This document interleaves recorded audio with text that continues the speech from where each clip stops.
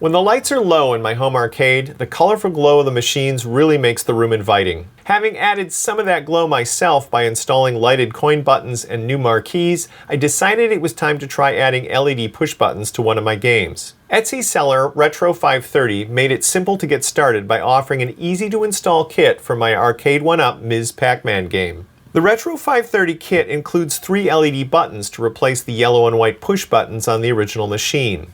It also includes a custom wiring harness, complete with a splitter to tap power from the marquee socket and run it to the LED buttons. In addition, the kit comes with a simple instruction sheet. While this project didn't require a lot of disassembly work, I did need to remove the control deck to replace the buttons, as well as the back cabinet panel to access the marquee power socket. To replace the buttons, I first removed the plastic dust cover from the control deck and set it aside. I worked on one button at a time to help keep the wiring straight, and I started with the single yellow button. The stock buttons have 2 wires that connect it to the posts on the contact switch using spade lugs. The lugs fit tightly, so work carefully to remove them. With its wires removed, I next released the yellow button from the deck. Depress the tabs at the same time, press the button firmly downward, and it should come free. The mounting shafts of the new LED buttons are a smaller diameter than the original ones, so they don't fit snugly into the holes in the control deck. The button is held in place with a locking ring, and it's very important to tighten that ring securely or the button will loosen up with use.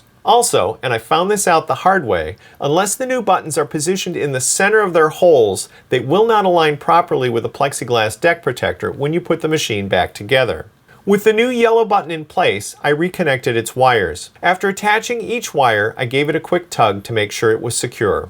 The new buttons have 4 wiring posts, 2 along one side for the LEDs and 2 on the back of the contact switch. I repeated this process for both of the white buttons as well, again working on one at a time to keep the wiring straight. These are contact switches, so it doesn't matter which wire goes into a particular switch post for the button to work, just as long as the same pair of wires gets to the same button. Before attaching the LED wiring harness to the buttons, I needed to drill a 1/2-inch hole through the dust cover to allow the harness's power plug to pass through it. The harness has only enough wire to reach the marquee socket from the player select button side of the control deck. Working near the CPU connection, I drilled a 1/2-inch hole 3/4 of an inch from the back of the dust cover. The wiring harness is fitted with spade lug connectors for the LEDs. Unlike the contact switches, the LEDs are polarity sensitive and they only work one way. The buttons have the polarity molded into the plastic next to the LED posts. Now the good news is that if the polarity is reversed, you won't hurt the LED, it just won't light the button. Knowing I had a 50-50 shot of getting this right,